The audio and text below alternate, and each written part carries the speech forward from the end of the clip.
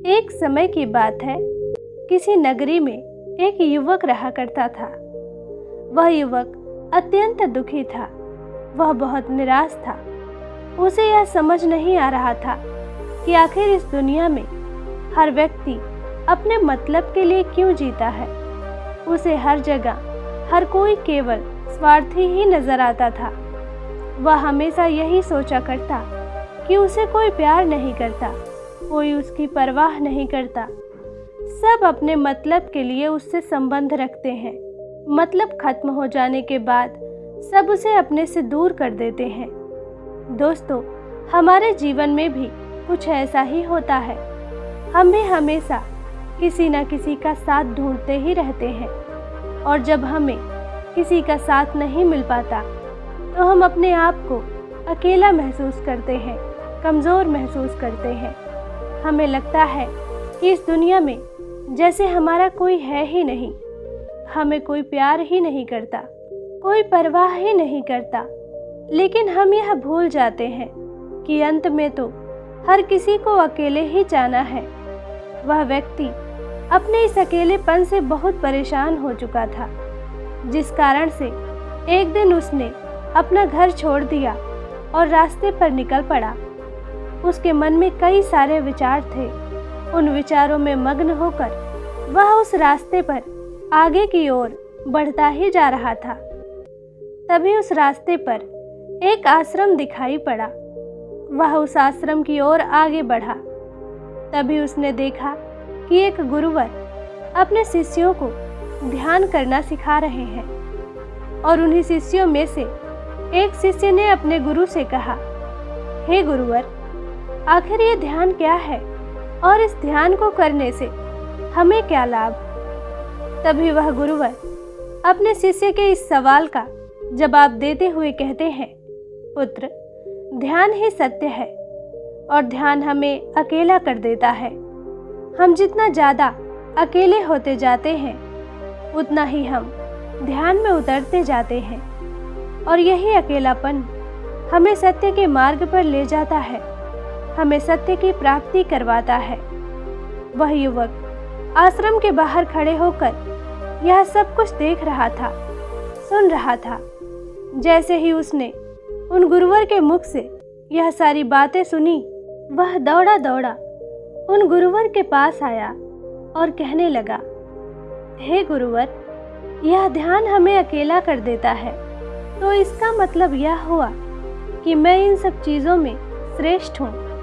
आप तो ध्यान का सहारा लेकर अकेले होते हैं, लेकिन मैं तो ऐसे ही अकेला हूँ। मेरा ऐसा कोई नहीं है जिसे मैं अपना कह सकूँ, जो मेरी परवाह करता हो, जो मेरा ख्याल रखता हो, और मैं अपनी राह पर अकेला ही चलता चला जा रहा हूँ। उस व्यक्ति की यह सारी बातें सुनकर उन गुरुवर ने उस व्यक्ति को ध्यान पूर्वक से देखा, और उसके बाद उसे कहते हैं, भंते, अगर तुम अकेले हो तो तुम्हारे पीछे तुम्हारा पूरा परिवार, तुम्हारे मित्र, तुम्हारे शत्रु, तुम्हारे सगे संबंधी, इन सब को लेकर कहाँ जा रहे हो। उन गुरुवर के मुख से यह सारी बातें सुनकर वह व्यक्ति चौंक उठा, और उसने तुरंत पीछे मुड़कर देखा तो वहाँ पर कोई नहीं था।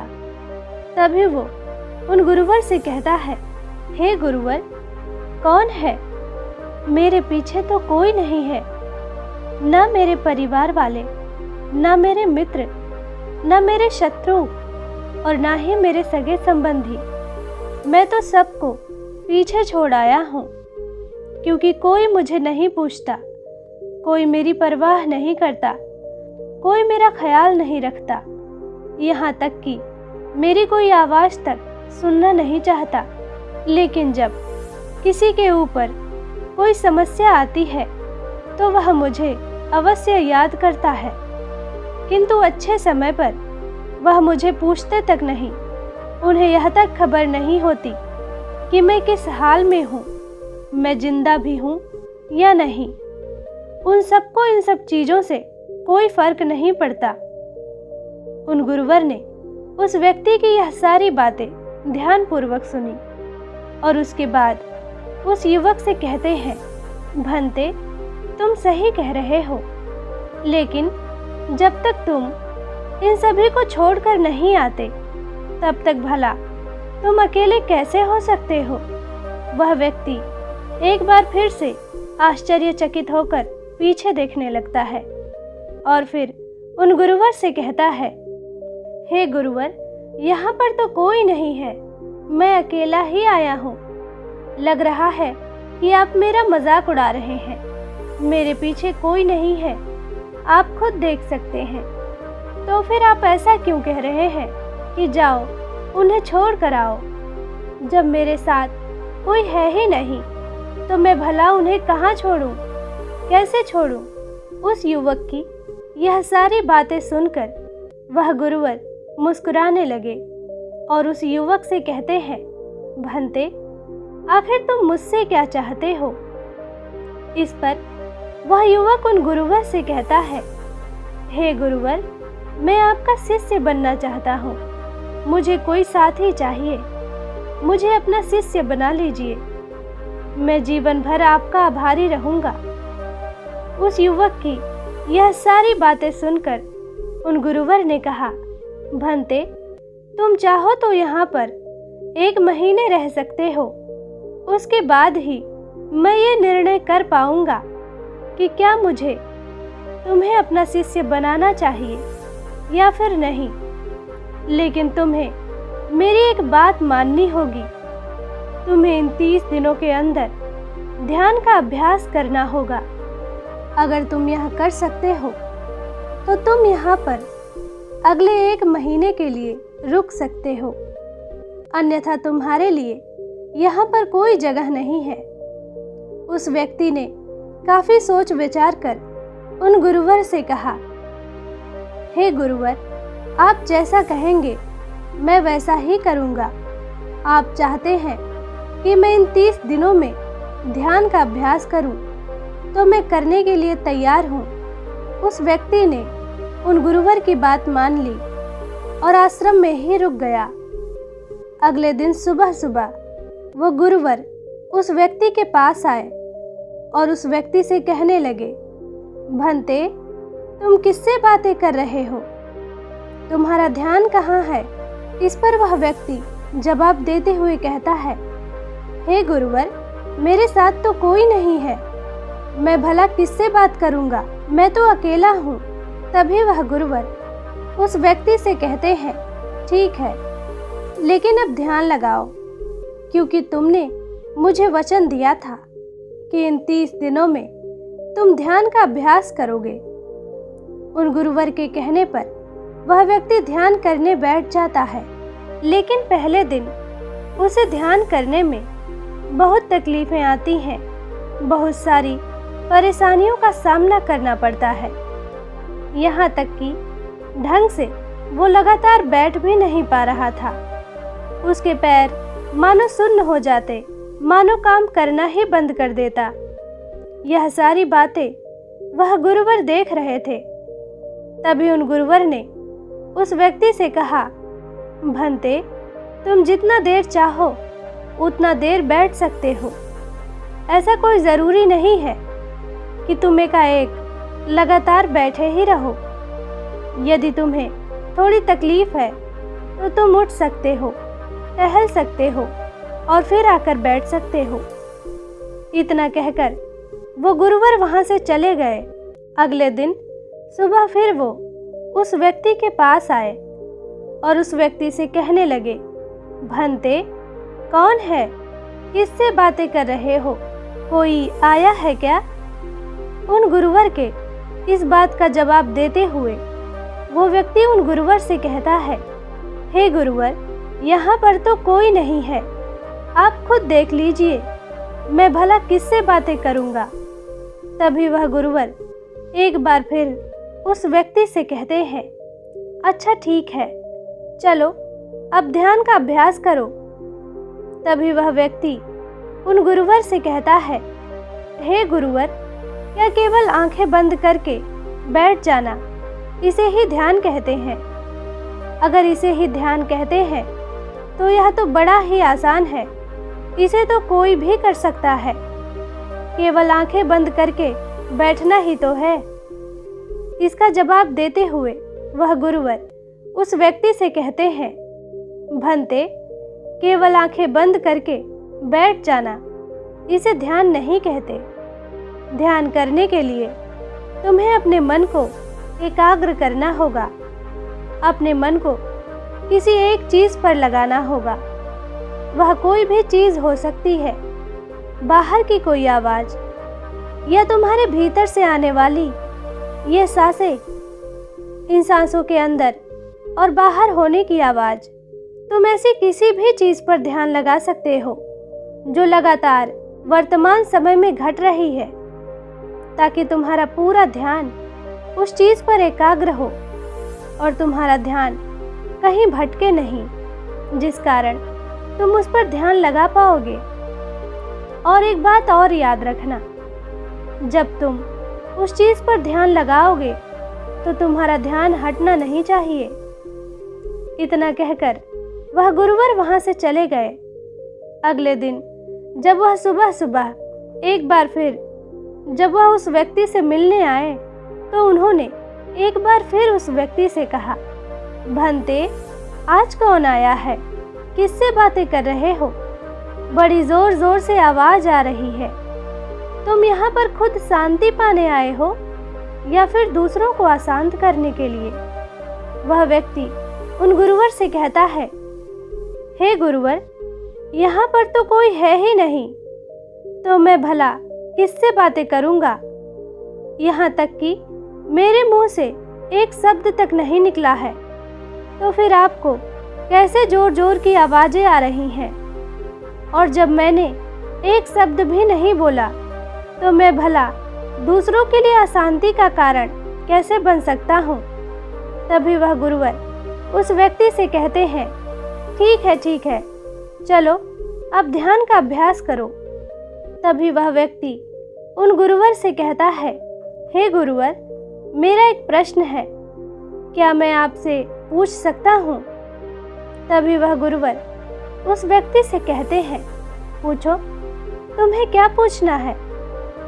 तभी वह व्यक्ति उन गुरुवर से कहता है, हे गुरुवर, आप कहते हैं कि किसी भी एक चीज पर ध्यान लगाओ जो वर्तमान समय में घट रही है, उस पर अपना पूरा ध्यान लगा दो। लेकिन जब मैं अपनी सांसों पर या किसी ऐसी चीज पर ध्यान लगाने का प्रयास करता हूँ जो लगातार घट रही है, तो मेरा ध्यान लगातार नहीं रह जाता है।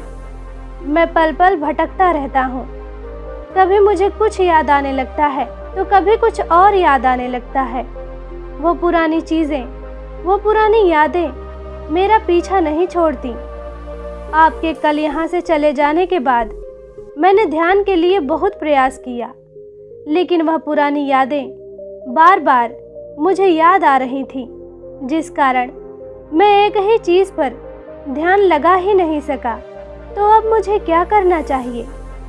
उस व्यक्ति की यह सारी बातें सुनकर वह गुरु मुस्कुराने लगे और वहां से चले गए।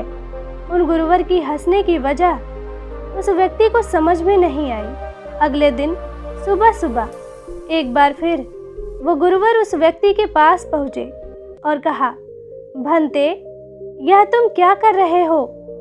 इतना आलस, चारों ओर आलस ही आलस फैला हुआ है। अपने पास से आलस को भगाओ, अन्यथा यह तुम पर हावी हो जाएगा और फिर तुम हमेशा इसके अधीन बनकर रहोगे। तभी वह व्यक्ति उन गुरुवर से कहता है, हे गुरुवर, आप तो रोज एक ही बात कहते हैं कि यहाँ पर कोई है, लेकिन मुझे तो कोई नजर ही नहीं आता। आप ही बताइए, यहाँ पर कौन है? तभी वह गुरुवर उस व्यक्ति से कहते हैं, ठीक है, चलो अभ्यास के लिए चलते हैं। तभी वो व्यक्ति उन गुरुवर से कहता है, हे गुरुवर, मेरा एक प्रश्न है, यदि आपकी आज्ञा हो तो मैं आपसे पूछना चाहता हूँ। गुरु कहते हैं, पूछो, क्या प्रश्न है तुम्हारा? तभी वो व्यक्ति उन गुरुवर से कहता है, हे गुरुवर, आपकी कृपा से अब मैं पहले से बेहतर तरीके से ध्यान कर पा रहा हूँ। लेकिन अभी भी मुझे एक समस्या आ रही है कि जब भी मैं अपनी सांसों पर ध्यान देता हूँ तो मेरा मन एकाग्र तो होता है और मैं पहले से ज़्यादा और अच्छी तरह से ध्यान भी लगा पाता हूँ। लेकिन ध्यान लगाते लगाते मुझे नींद आने लगती है और मैं सो जाता हूँ। फिर उसके बाद मुझसे ध्यान नहीं हो पाता। उसके बाद केवल बस मुझे नींद ही नींद आती रहती है और मैं ध्यान की तरफ फिर से अपने आप को मोड़ नहीं पाता। उस व्यक्ति की यह बात सुनकर वह गुरुवर उस व्यक्ति से कहते हैं, यह तो अच्छी बात है। इतना कहकर वो वहां से चले जाते हैं। 5वें दिन जब सुबह सुबह वह गुरुवर जब उस व्यक्ति के पास पहुंचते हैं तो वे कहते हैं, भंते, तुमने इतने सारे लोगों को क्यों बुला रखा है? इतने सारे लोग तुम्हें ध्यान नहीं करने देंगे। तुमने इतने सारे लोगों को क्यों बुलाया है? इन्हें यहाँ से जल्दी भेजो। मुझे यह बिल्कुल नहीं पसंद है। तुम तो यहाँ पर अकेले आए थे, जैसा कि तुमने कहा। तो फिर इतने सारे लोगों को तुमने आज क्यों बुला रखा है? इन्हें अभी के अभी वापस छोड़ कर आओ। तभी वह व्यक्ति उन गुरुवर के बारे में मन ही मन यह सोचता है कि लगता है गुरुवर पागल हो चुके हैं। वे जब भी रोज आते हैं तो हमेशा एक ही बात कहते हैं कि यहाँ पर कोई है, लेकिन मुझे तो कोई नजर ही नहीं आता। उसने बड़ी ही विनम्रता से उन गुरुवर से कहा, हे गुरुवर, शायद आपकी आंखें जो देख पा रही हैं वह मैं नहीं देख पा रहा हूँ। मुझे तो यहाँ पर कोई नजर नहीं आता। फिर आपको कैसे यहाँ पर लोग ही लोग नजर आ रहे हैं? तभी वह गुरुवर उस व्यक्ति से कहते हैं, अच्छा ठीक है, चलो अब ध्यान का अभ्यास करते हैं। तभी वह व्यक्ति उन गुरुवर से कहता है, हे गुरुवर, मुझे ध्यान के वक्त नींद आती थी, जैसा कि मैंने आपको बताया था। उस पर तो मैंने नियंत्रण पा लिया, लेकिन अब जब भी मैं ध्यान करने बैठता हूँ, किसी एक चीज पर अपना ध्यान केंद्रित करता हूँ, तो मेरे मन में विचारों का सैलाब उठता है, मानो विचारों की बाढ़ सी आ जाती है। इतने विचार तो आँख खोलकर भी मैंने कभी नहीं देखे होंगे, जितने कि आंखें बंद करने के बाद मुझे नजर आते हैं। और इन विचारों में कुछ ऐसे विचार भी मेरे मन में आते हैं जिनके बारे में मैंने आज तक सोचा ही नहीं। मुझे उनके बारे में कुछ भी नहीं पता। यह सब क्यों हो रहा है गुरुदेव? उन गुरुवर ने उस व्यक्ति की यह बात सुनकर उस व्यक्ति से कहा, अच्छा ऐसा हो रहा है। इतना कहकर वह गुरुवर वापस चले गए। अगले दिन सुबह सुबह वह गुरुवर एक डंडा लेकर उस युवक के पास पहुंचे और एक डंडा जड़ते हुए उस युवक से कहते हैं, मैंने तुम्हें पहले ही कहा है, इतने सारे लोग मुझे पसंद नहीं। तुम्हें इन्हें छोड़ कर आना होगा। आखिर तुम रोज रोज इन्हें क्यों ले आते हो?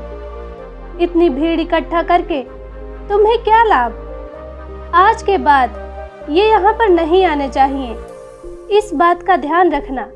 यदि आज के बाद यहाँ पर कोई नजर आया और तुम्हारी बकबक मुझे सुनाई पड़ी तो मैं तुरंत ही तुम्हें इस आश्रम से निकाल दूंगा। तभी वो व्यक्ति बड़ी ही विनम्रता से उन गुरुवर से कहता है, हे गुरुवर, मुझे तो यह समझ नहीं आता कि मुझे तो कोई नजर ही नहीं आता, लेकिन आप रोज एक ही बात कहते हैं कि मैंने यहाँ पर भीड़ इकट्ठा कर रखी है। जिन लोगों को भी मैंने बुलाया है उन्हें मुझे छोड़ कर आना होगा, लेकिन मैं आपसे हर रोज एक ही बात कहता हूँ कि मुझे कोई नजर नहीं आता और ना ही कोई मुझे यहाँ पर दिखाई पड़ता है और ना ही मैं अपने मुंह से एक भी शब्द निकालता हूँ। लेकिन फिर भी आप कहते हैं कि आपको जोरों की आवाज़ सुनाई पड़ रही है। तभी वह गुरुवर उस व्यक्ति के इस बात का जवाब देते हुए कहते हैं, क्या तुम्हारे मित्र, तुम्हारे परिवार वाले, तुम्हारे सगे संबंधी, तुम्हारे शत्रु, तुम्हारी इच्छाएं, तुम्हारी वासनाएं, ये सब क्या तुमसे मिलने नहीं आते? वह व्यक्ति उन गुरुवर से कहता है, नहीं गुरुदेव, मुझसे कोई नहीं मिलने आता।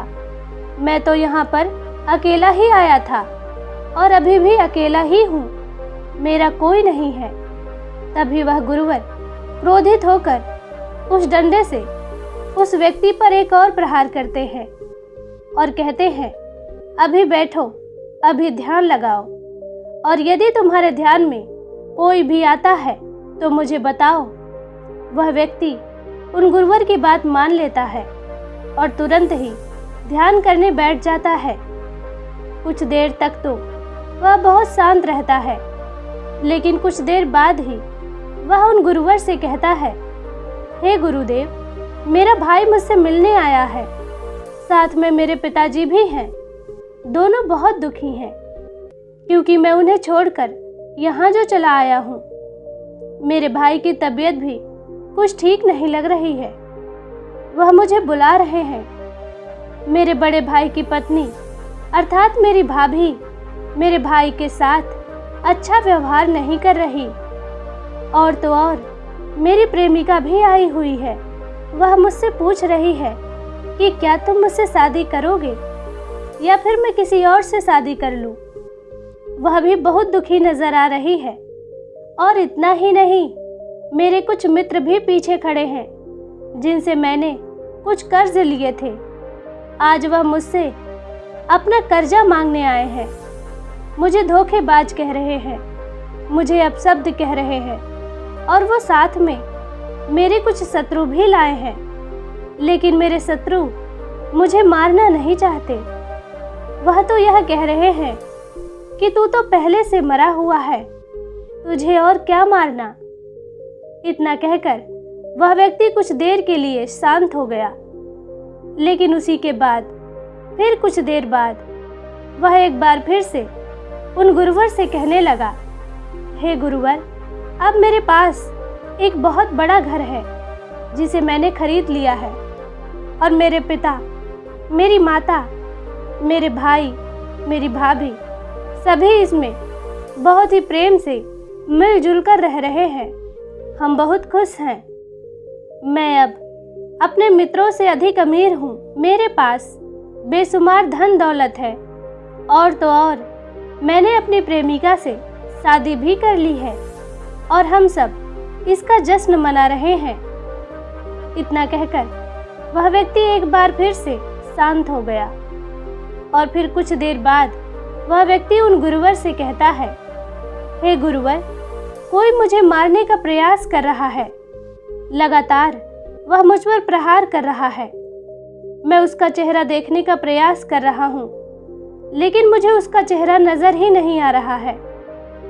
इतना कहते कहते वो उन गुरुवर से कहता है, गुरुदेव, यह तो आप हैं जो मुझे मार रहे हैं, और यह भी कह रहे हैं कि इतनी भीड़ को लेकर क्यों आए हो और इन्हें लेकर कहाँ जा रहे हो। मेरे साथ तुम्हें अकेले ही चलना होगा। इतना कहकर वह व्यक्ति ध्यान से उठ गया और उन गुरु के चरणों में गिर पड़ा और उनसे कहने लगा, हे गुरुदेव, आप सही थे।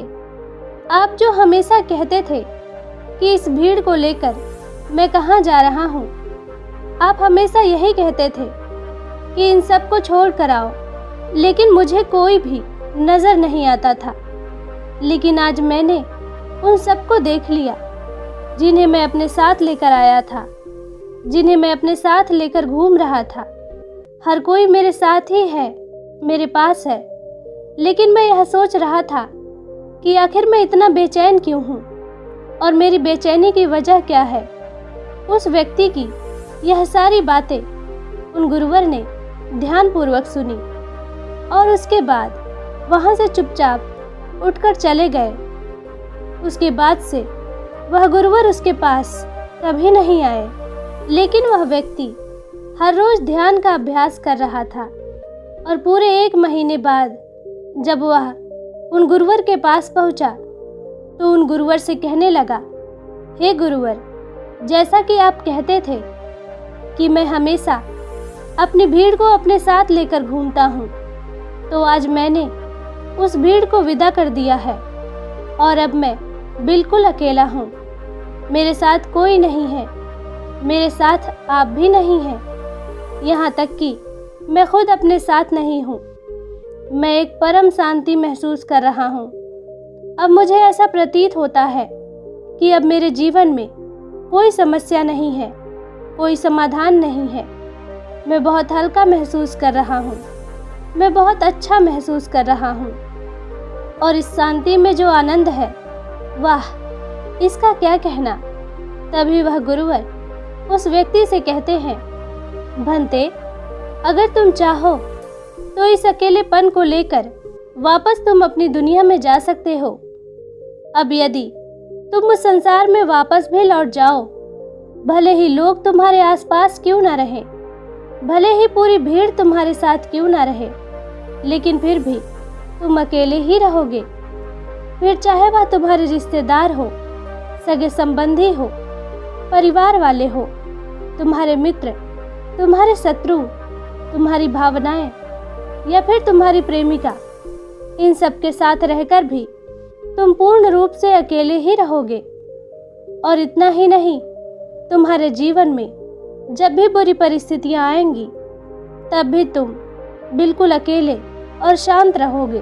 और अब तुम हर परिस्थितियों का समाधान निकालने में भी अब पूरी तरह से सक्षम हो चुके हो।